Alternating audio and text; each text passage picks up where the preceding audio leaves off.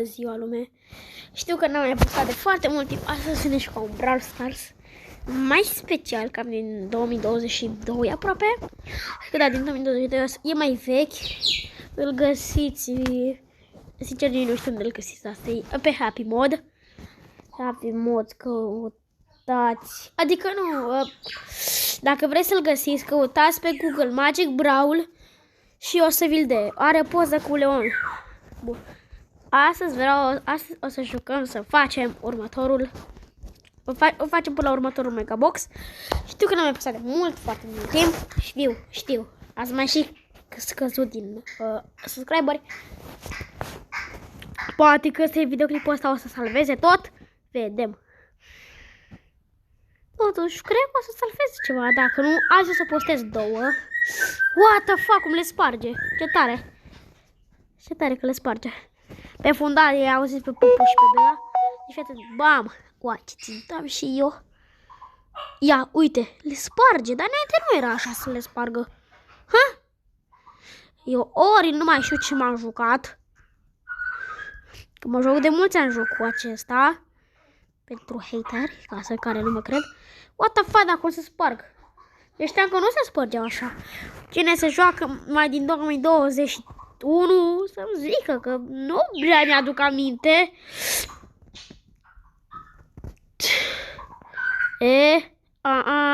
Mai bine lumea. Este de sare, da. Băga, stai, dar de unde a tras? Mai bine lumea. Inspectorul Sharida.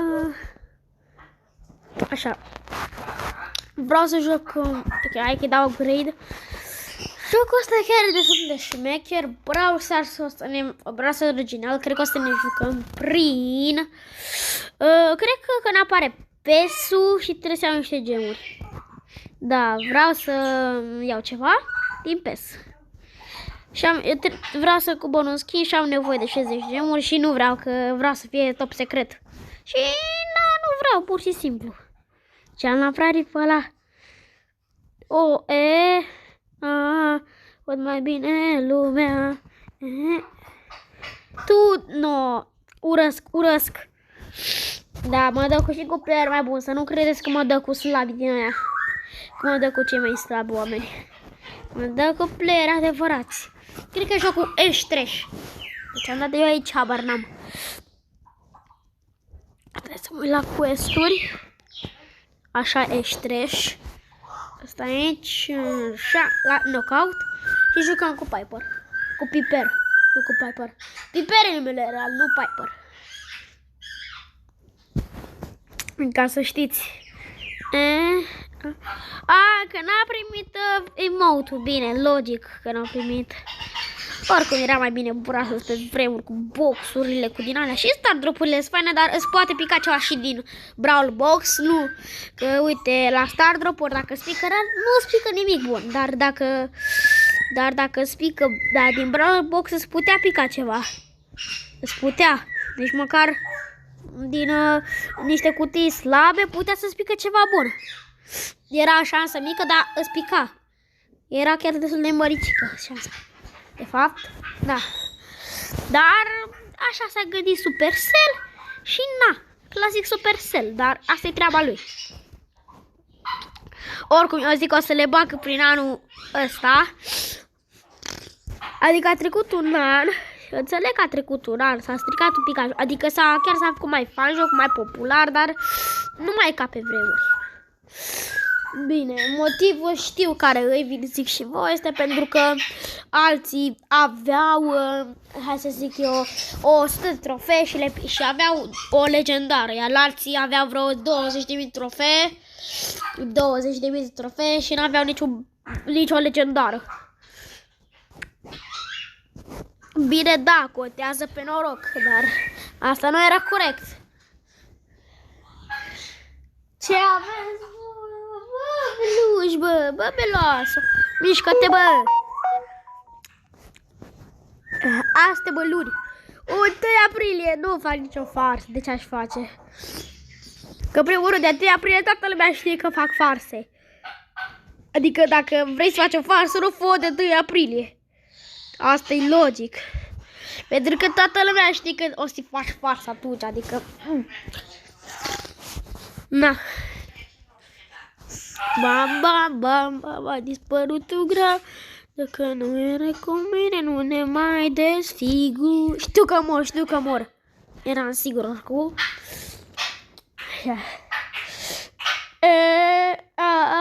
Văd mai bine lumea. Becherușarii dă. Mai bine lumea. Nu cred că așa, bravo, el primul. Dar stai, dar pe el nu-l doare când faci așa într-o zi, adică pe bune, îi doar piele. Nu-i bate, nu-i altceva. Adică nu-l doare, că ar trebui să fie aici mort jos. Dar el știți pe el primul. Bine, oricum jocul ăsta are ce sens, adică clasic. Clasic Brawl Mustache. Bine, hai că-i puteți bate acum, vă rog. Hai, bă, pe bune, nu poți bate pe Lu. Fugi! Îl bat pe ăsta. Uai!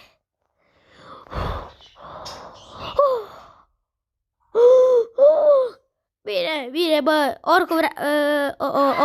Și... Dă-i, nu! Dă-i, bine! Da, puteai să sar pe el și l ori. Dar e treaba lui, el e deșteptul. Și el a murit că e deștept. Primi plus, primi. Ne primiți, nu vă primim.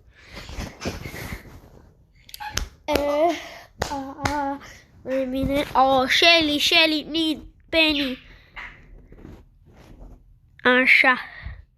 Sper să facem 400 de subscriberi și promit că știu că când am promis la 200 n-am făcut, dar promit că o să mă joc promit că am zis că prin aprilie o să încerc Granny 3, nu? Și cam apropie aprilie. Adică e aprilie, dar o să ne jucăm cam în 3 aprilie. Adică apoi mâine. O să ne jucăm Granny 3 numai cu 1. Și logic o să mă joc cu Granny. Să fie mai greu. Hai, dă-i, bine.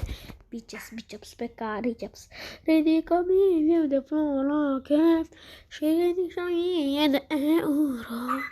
Dă-i, bă, da, dă-i odată, că-i doar Penny, nu e altcineva. Stai că mai era mai era unul. What the fuck? Dă-i. Văd bine, bravo, braga la țară.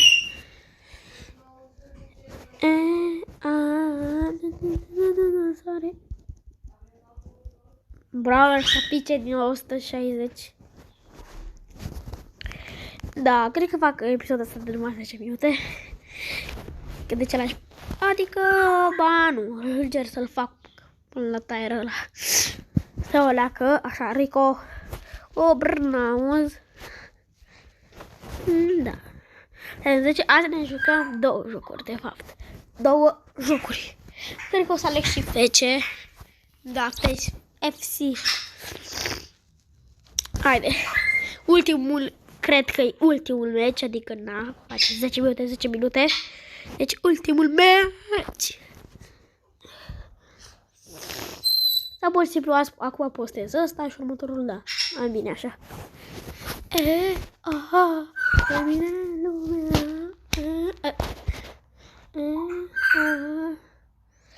Expertul Sharida.